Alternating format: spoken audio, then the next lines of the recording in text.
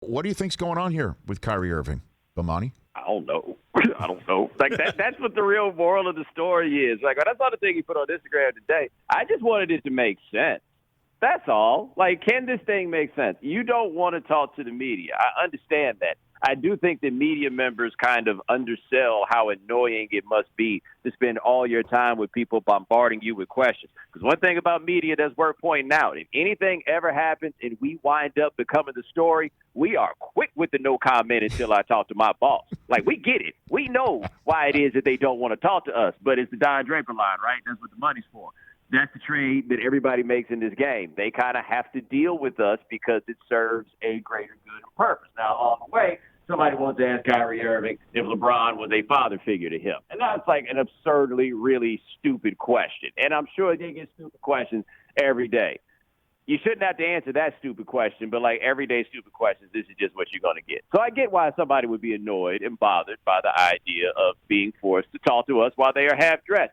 All of that makes perfect sense. And if Kyrie said, I just really find you guys to be annoying and I don't want to talk to you, I think I could let that ride. The problem is he always tries to, like, hypothesize and take these things to these intellectual places that he doesn't, like, he doesn't have an all-access pass to this intellectualism. Like, there's a security guard that stops him at a turn that's like, yo, man, this is a little farther than you are allowed to go. But that does not stop him. And then next thing you know, he is quoting Malcolm X to explain why it is that he just doesn't want to talk to us.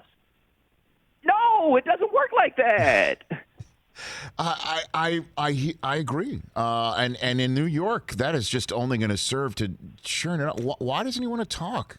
Is it because LeBron clapped back a little bit at his quote about how he's finally playing with a player who's, going to take the shot at the end or can make the shot at the end, meaning Durant, or Harden wants to come there and Houston's saying we want Kyrie and that might be true. I mean, is that what's going on here? Why doesn't he want to talk about a? Hey, I got to tell you this, man. I don't know if I will ever be so gifted in my life as being able to explain why it is that he does any of these things. That's actually part of the problem. Like, if he could clearly explain, or would clearly explain, because maybe he can and simply hasn't, but if he would clearly explain where he's coming from on some of these things, I think he'd have a lot fewer problems on it. But, like, I look at the thing he put on Instagram, and I'm really like, no, man, I do not understand what it is that you were talking about. Now, it's possible that I don't understand what he is talking about because I am just not bright enough to get it. Just throw it out there in the realm of possibility. I don't know about that. Could be the case, man. You got to have some humility and self-awareness in this world. The reality is, I think Jesse Jackson was made this point,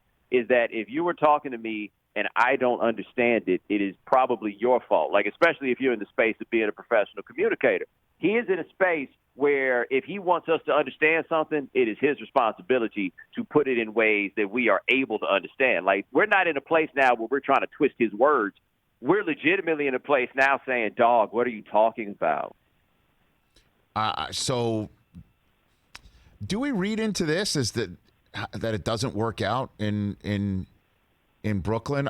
You know what I mean? Like, that's the whole thing, because, we all sit here on shows and have time to talk about things like this and sometimes overparse it. And I always wonder, certainly in the NFL, about the blow-ups, dust-ups that happen when games aren't being played, and wonder how it does manifest itself when games do start to be played.